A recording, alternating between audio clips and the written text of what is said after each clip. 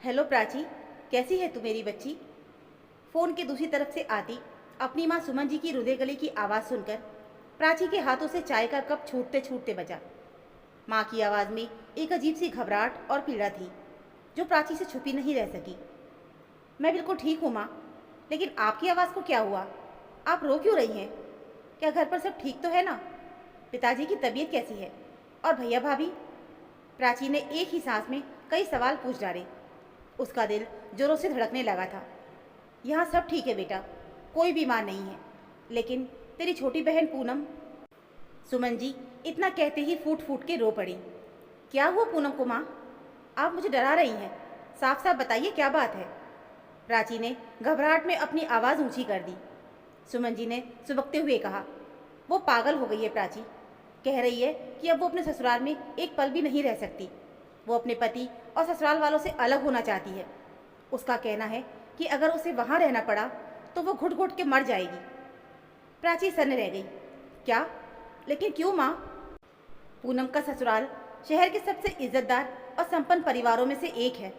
उसके सास ससुर कितने सुलझे हुए लगते थे, और उसका पति अमन भी तो उसे बहुत प्यार करता है। फिर अचानक ये सब क्या? घर से अलग होने की बात तो पूनम जैसी समझदार लड़की सोच भी नहीं सकती।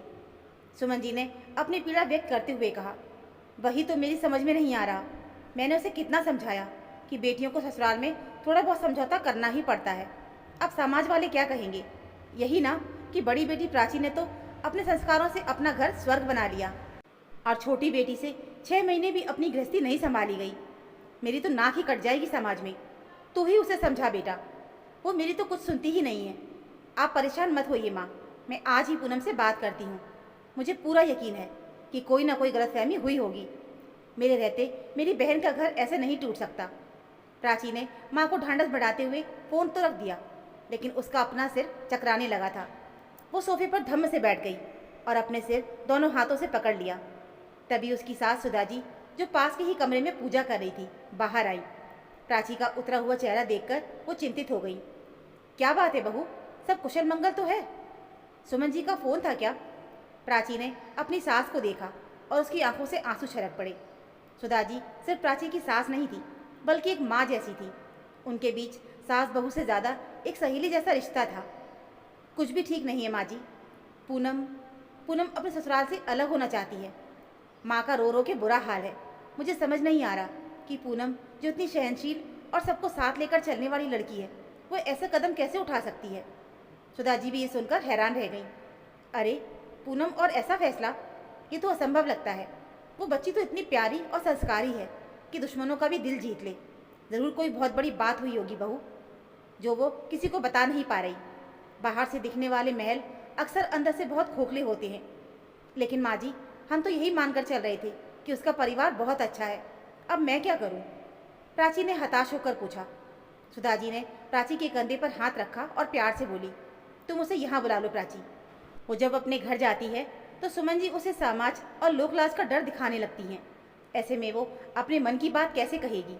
उसे यहाँ आने दो, मैं उससे बात करूँगी। वो मुझे अपनी माँ जैसा मानती है। ये सुन प्राची की जान में जान आई।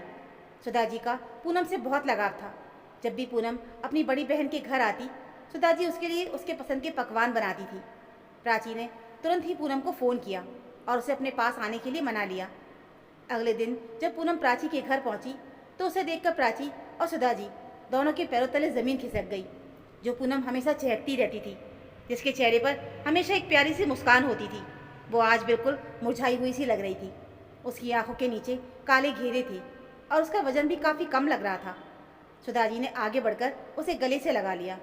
पूनम उनके गले लगते ही फपक फपक के रो पड़ी, मानो उसके अंदर का कोई बांध टूट गया हो। शांत हो जा मेरी बच्ची, रो मत। अब हम सब तेरे साथ हैं। अब तू इत्मीनान से बता कि आखिर बात क्या है। सुधाजी ने उसे पानी पिलाते हुए पूछा। थोड़ी देर के बाद जब पूनम सामान्य हुई तो उसने जो सच्चाई बताई, उसने प्राची की रूह कँपा दी। पूनम ने धीमी लेकिन कांपती आवाज़ में कहा, दीदी, बाहर से मेरा ससुराल जितना अच्छा दिखता है, अंदर से वो एक कैद खाना है। वहाँ मुझ पर कोई हाथ नहीं उठाता, ना ही मुझसे कोई दहेज की मांग की गई है, लेकिन वहाँ मेरी आत्मा को हर दिन मारा जाता है। क्या मतलब है तुम्हारा? अमन कैसा है तुम्हारे साथ? प्राची ने बेचैनी से पूछा। अमन बहुत अच्छा है दीदी, लेकिन उसकी अपने घर में कोई आवाज़ नहीं है। मेरे ससुराल की असली कर्ता धर्ता मेरी जेठानी और मेरी काकी सास हैं। मेरी जेठानी को ये बर्दाश्त नहीं कि मैं पढ़ी लिखी हूँ और नौकरी करना चाहती हूँ। शादी के तुरंत बाद उन्होंने बड़ी चालाकी से मेरी नौकरी छुड़वा दी, ये कहकर कि हमारे घर की बहुएं बाहर धक्के नहीं खाती। मैंने परिवार की शांति के लिए मान लिया, लेकिन उसके बाद उनका अत्याचार बढ़ता ही गया। पूनम की आंखों में एक गहरा दर्द था। उसने आगे बताया, दीदी, मुझे अपने ही घर में एक नौकरानी से बदतर समझा जाता है। घर के सारे फैसले जेठानी जी लेती हैं। मैं कौन से कपड़े पहनूंगी, मैं अपने मायके कब जाऊंगी, यहाँ तक कि मैं अमन से कब और क्या बात करूंगी, ये सब वो वही तय करती हैं। अगर मैं कभी कोई सुझाव देती हूँ तो काकी सास मुझे पूरे परिवार के सामने ये कहकर जलील करती हैं कि तुम्हारे मायके वालों ने तुम्हें बड़ों के बीच बोलना ही सिखाया है क्या। अमन सब कुछ देखता है, लेकिन वो अपनी भाभी और माँ के सामने मुंह खोलने की हिम्मत नहीं जुटा पाता। वो रात को बंद कमरे में मुझसे माफ़ी मांगता है, लेकिन दिन के उजाले में मुझे अकेला छोड़ देता है। सुधा जी सब कुछ बहुत ध्यान से सुन रही थी। उन्होंने गहरी सांस ली और कहा, यानी वो तुम्हारे आत्मसम्मान को कुचल रहे हैं। ये शारीरिक हिंसा नहीं, लेकिन मानसिक हिंसा है, जो इंसान को अंदर ही अंदर खोखला कर देती है। हाँ माँ जी, पूनम ने रोते हुए कहा। मैं जब भी अपनी माँ को ये बात बताने की कोशिश करती हूँ तो वो मुझे ही समझाती हैं कि ये सब हर घर में होता है, थोड़ा बर्दाश्त करना ही पड़ता है और बर्दाश्त करना सीखो। लेकिन मैं अब और बर्दाश्त नहीं कर सकती। मैं एक इंसान हूँ, कोई कठपुतली नहीं जिसे धागों से नचाया जाए। अगर अमन मेरा साथ नहीं दे सकता तो मुझे उस घर में नहीं रहना है। प्राची को अब अपनी बहन की पीड़ा समझ में आ रही थी।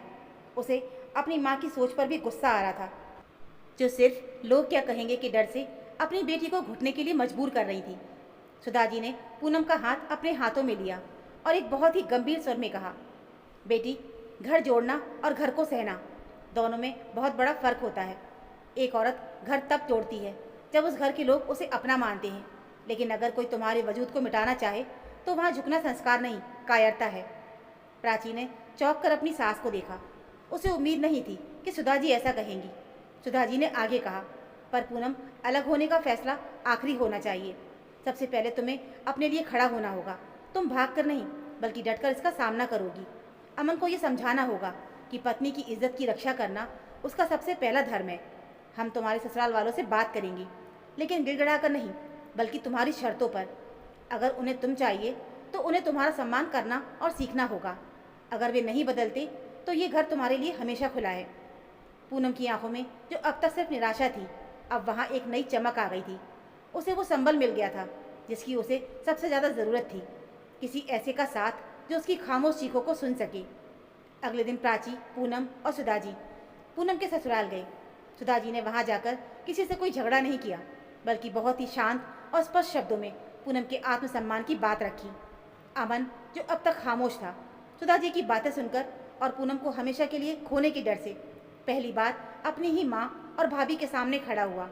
उसने साफ कह दिया कि अगर इस घर में पूनम का सम्मान नहीं हो सकता तो वो भी इस घर में नहीं रहेगा। अमन के इस कदम ने पूनम को ससुराल वालों को झकझोर के रख दिया।